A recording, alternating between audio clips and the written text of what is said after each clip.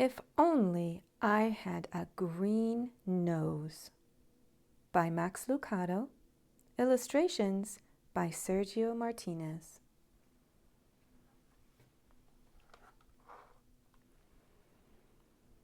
Lucia and Punchinello looked out the window of Eli's workshop.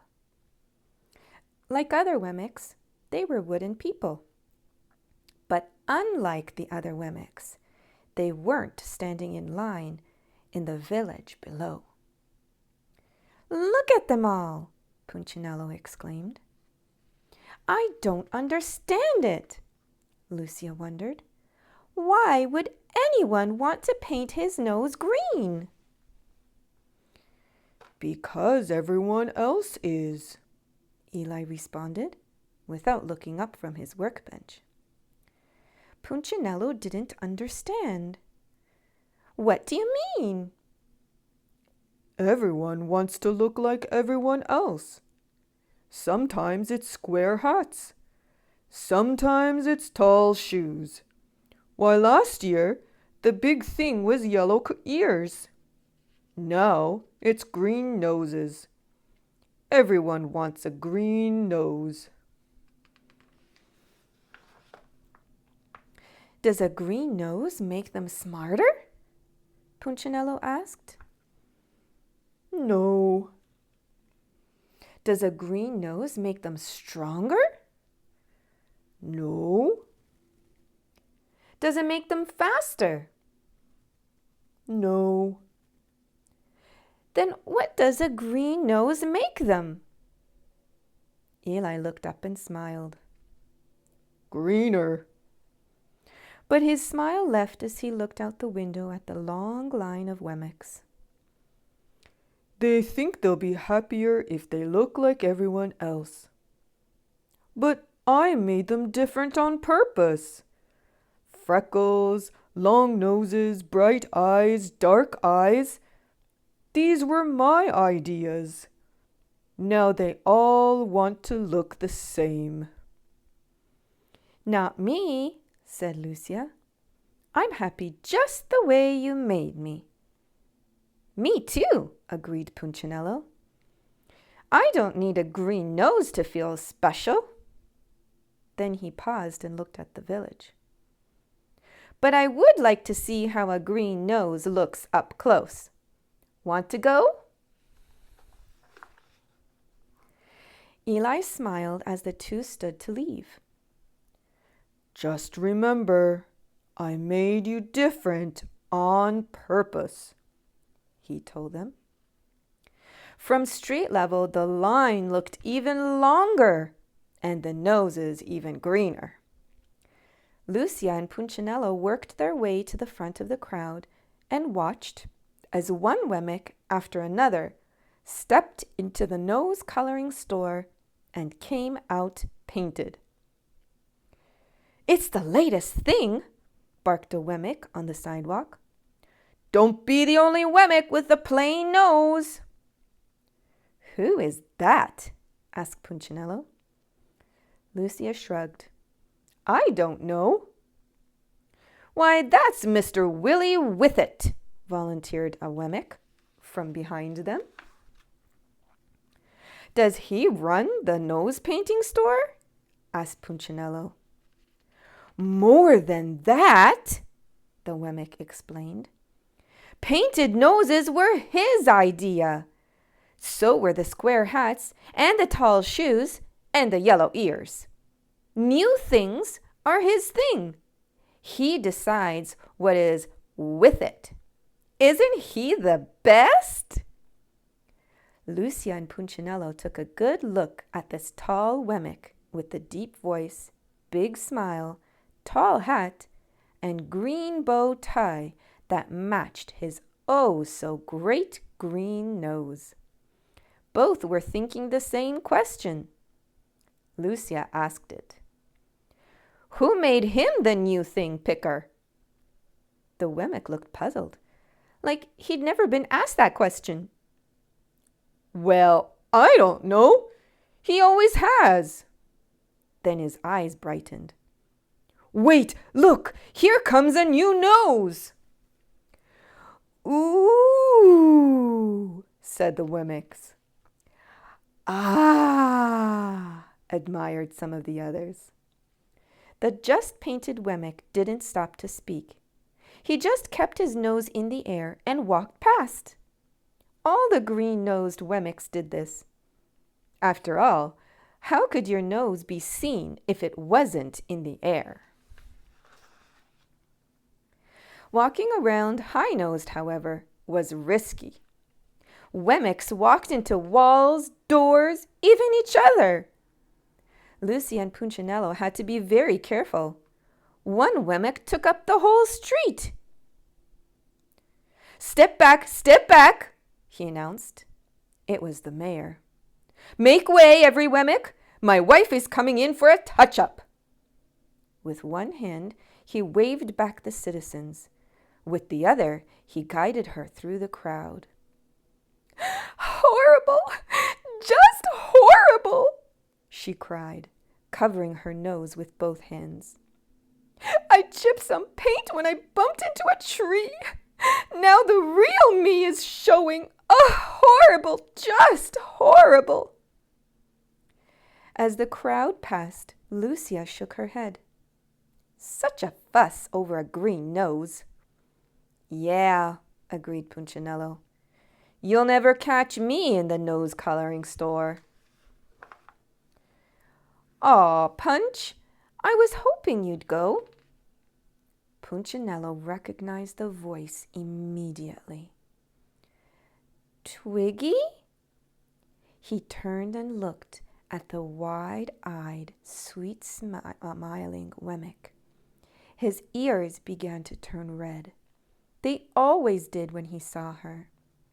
He reached up and covered them. Why don't you paint your nose, Punch? I painted mine. Everyone else is painting theirs.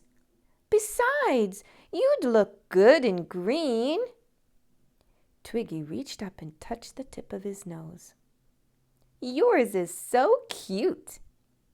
With that, she turned and walked away. Bye-bye, she waved. Punchinello moved one hand from his ear to his nose. He turned and looked at his reflection in a store window. Lucia had to grab his hand to get his attention. Come on, Punchinello, let's go. As he walked past the store, he noticed Willie Whiffet examining his nose in a handheld mirror. Later at home, he did the same. I never noticed before, but my nose sure looks pale. The next morning, Punchinello walked down the street with his friends, Splint and Woody. Are you really thinking about it? Woody asked. Sort of, Punchinello answered. They say the paint stings your nose, Woody volunteered. And it stinks, Splint added. The brush could get in your eyes, Woody continued. And it only comes off with sandpaper, Splint nodded. Shh! Punchinello put a finger to his lips and pointed at a large crowd of green-nosed Wemmicks standing in the square. Something's going on. The mayor was standing on a platform. His wife, nose freshly painted, and Willie Whiffet were on either side of him. Welcome one and all to the first meeting of the Nosy Wemmicks Club, he announced. Your glistening green sets you apart as a Whiffet Wemmick. As if on cue, Wemmicks began stroking their noses. You are classy. You are keen. You are awesome. You are green. Proud of his poetry, the mayor smiled, and the Wemmicks applauded. We owe it all to Willie Whiffet, he shouted over the noise.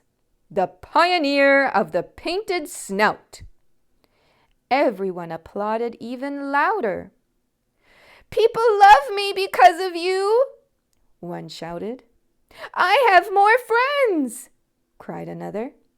With a green nose, I am a better Wemmick, exclaimed a third. The mayor hung a medal around the neck of Willie Whiffet. You have changed the face of Wemmicksville. We salute your brilliance. Without you, we'd all look like... The mayor paused, looking for the right word. Then he saw Punchinello and his friends. Pointing in their direction, he declared with a scornful laugh, Them! Everyone else laughed too. Punchinello and his two friends lowered their heads and covered their noses. Let's hear it for Willie Whiffet, shouted the mayor. The Wemmick who discovered the cure for the common nose. As the townspeople shouted and applauded, Woody, Splint, and Punchinello quickly turned and walked away. They didn't stop until they stood in front of the nose-coloring shop. Within a matter of minutes, all three were painted and walking down Wemmick Lane. Hey, Punchinello, asked Splint, pushing his nose upward. Am I doing it right? Punchinello didn't look. I can't see you, Splint. If I turn, my nose won't be in the air. Phew, this is tough work, Woody added. Not only do you have to get painted, but you have to walk weird. Yeah, but doesn't it feel great to be with it? Punchinello asked. And for a few days it did. They hung out with other green noses and made weekly visits to the nose oculist for a nose polish. They bought nose gloves for cold days and nosebrellas for rainy ones. All three read Willie Whiffet's new book, Winner by Nose. Most of all, they enjoyed looking down their noses at the unpainted Wemmicks. One day, when they were feeling especially smug, Splint said to Punchinello, I just can't imagine who wouldn't have a green nose. Punchinello agreed. Anyone without a green nose is so... So what? A voice interrupted. It was Lucia. Punchinello was embarrassed. I haven't seen you in a while, he said. You haven't seen anyone in a long time, she replied, except yourself. He started to speak, but didn't. He was bothered by what she said. And he was even more bothered by what he saw. He saw it the next morning as the three were walking into Wemmicksville. Standing on the other side of the road was a Wemmick with a red nose. He needs to get with it, they said to each other. But then they saw another Wemmick, also with a red nose. Then a third and a fourth. By the time they were in the village, they were surrounded by red-nosed Wemmicks. And those whose noses weren't red were in line to have them painted. Step right up, shouted Willie Whiffet from the steps of his store. Green noses are out, and red noses are in. But we just got our noses painted green, they told him. No problem, he replied. Our red will cover the green. Step right up and get in style. The three friends looked at each other sadly. We thought we were in style, Woody moaned. What could they do but stand in line and have their noses painted red? For a few days they fitted in until one morning they saw a blue-nosed Wemmick. Oh no, they said to each other. Not again. So they changed colors. But it was only a short time until blue noses were out and pink noses were in. Then pink was out and yellow was in. Then yellow was out and orange was in. Soon Punchinello and his buddies had so many layers of paint on their noses that they couldn't remember what they really looked like. This has to be the final color, they said the day they walked out with orange noses. But once again they were wrong. I am so tired of this, Woody moaned when he saw purple painted Wemmick. I wish my nose was common again. The three sat on a rock and hung their heads. Me too, agreed Punchinello. I should have listened to Eli. You think he would help us? Why don't you ask him? All three turned at the sound of the familiar voice. Lucia, they said. He asks about you every day, she told them. Is he mad? Punchinello wondered. Sad, but not mad. Punchinello looked up toward Eli's house on the hill. He told me to tell you to come. Lucia spoke again. Could I take my friends? Of course. Would you go with me? Certainly. And so the four began the long walk up the hill to Eli's house. When they reached the top of the hill, Eli stepped out of the workshop and began walking toward them. He met them in the yard. One by one, he examined their noses. Been trying to fit in, eh? Punchinello nodded. Did you succeed? Not really. Every time we got close, someone changed the rules. That's the way it is. And my neck hurt from sticking my nose in the air, Woody added. You weren't built to walk that way. We just want to be ourselves again, Splint said. I'm glad to hear that. Can we? They asked. Of course you can, Eli replied. I'll always help you be who I made you to be. Then he reached in his pocket and pulled out a piece of sandpaper. But it's going to take some time. And so Punchinello and his friends followed their maker into his workshop, where he spent the rest of the day removing the paint. It hurt to be sanded, but it was worth it to be normal again.